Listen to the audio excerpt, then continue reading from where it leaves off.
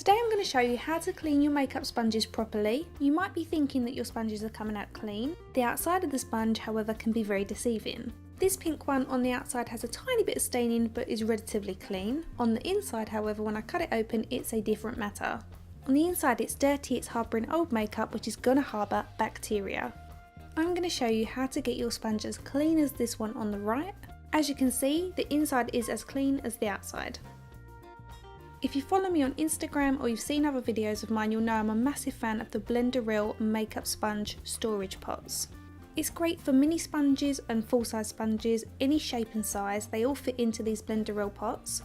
When I've finished a makeup job, I still put them in there even if they're dirty because I don't want them rolling around in my makeup bag. And then when I've cleaned them and they're still damp, again I don't want them rolling around in my makeup bag, so I put them in these pots which are vented so that they can aerate, and then they'll dry in this pot. And it means I can sling them back in my makeup bag and they're not going to pick up any bacteria. This is not a sponsored post, I genuinely use your brushes or your sponge. And then under that is the solid soap. I'll show you these versus baby shampoo, which I know a lot of people use to clean their sponges. So I'm taking my dirtiest sponge because I want to show you the power of the solid soap. First of all, I'm dampening my sponge and then I'm going to take the solid soap and I'm going to rub the sponge against the soap till it starts to lather up. When you first use any cleaning product, you can expect that it's not going to necessarily lather straight away. The first cleanse always removes the dirt and then the second cleanse will start to clean the sponge. And this is the same whether you're cleaning your makeup brushes or even shampooing your hair. The first shampoo never tends to lather up as much as it does the second time you use it. And that's why it's recommended that you always shampoo your hair twice in the shower. So I've been dipping the sponge in and then rubbing it against the soap to create a really nice lather all the way throughout the sponge. This is going to remove the foundation and makeup from the inside out. So I've removed the suds from the soap in the water and I'm rubbing the sponge against the soap again to make sure I get a really nice foamy consistency all the way throughout. Then you want to rinse your sponge thoroughly to remove all the suds. Then if, like me, you can see a tiny amount of staining, we're going to do it again. I'm rubbing the stain directly over the soap, so we're concentrating on that particular area. Then dipping that back into the water to create a nice foam. And then I'm going to keep squidging that backwards and forwards to remove the stain.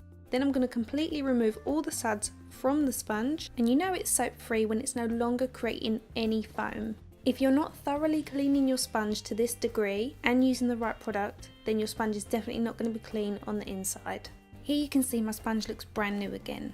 Next up is the Blender Cleanser liquid form. It's another really great product. Now although this is absolutely brilliant, it's definitely one of the better liquids at removing oils and different types of foundation and bacteria from the inside out of your sponge. And it also foams up a lot better than, say, a baby shampoo or a hand soap. I find with the solid soap that it goes a lot further than the liquid form, and it just seemed to be that little bit better at removing stains than the liquid form. Also, with the soap being a solid state, you know it's not going to leak anywhere. It's great for travelling, and you can get it as fragrance free or you can get it in a lavender scent. They also have a new charcoal one, and as I said, it just foams better. So if I had to pick between the two, I'd definitely choose the soap over the liquid, but as you can see, it's still really good. There's just a couple of little stains that I can see. I thought, as well as showing you how to clean your brushes, I would do a comparison just to show you why I've chosen the products that I have. Baby shampoo seems to be a firm favourite, and it does remove foundation. As you can see here, it removes it quite well, but it does leave staining behind. As you can see, it's just not lavering up. It's not creating that foam that we need in order to remove the makeup from the inside out. And it's pretty similar with hand soap. It takes a lot in order to get this to really lather up, which is the key aspect in removing the makeup. And it's really important because we want to get rid of that bacteria so that we're not creating breakouts on the skin. You should wash your sponge after every single use, and this is the best way to stop that makeup building up on the inside. So these are the results. We've got no staining on the orange sponge, we've got a tiny little bit of staining on the purple sponge, and although it's cleaner on the pink sponge, there is a little bit of staining. If you remember, the orange sponge was the most dirty sponge, so I'm now going to cut that through the centre and show you the results, which speak for themselves. As you can see, it's completely clean on the inside as well as the out, and that was using the solid blender cleanser. The purple one is also clean on the inside, no staining. And the pink one, as you can see, is stained all the way through where we've applied the foundation. And these were all used in the same manner for the same amount of time using the same foundation. So this just goes to show you that the outside of your sponge may appear clean, but you may not realise that the inside of your sponge is harbouring bacteria and dirt.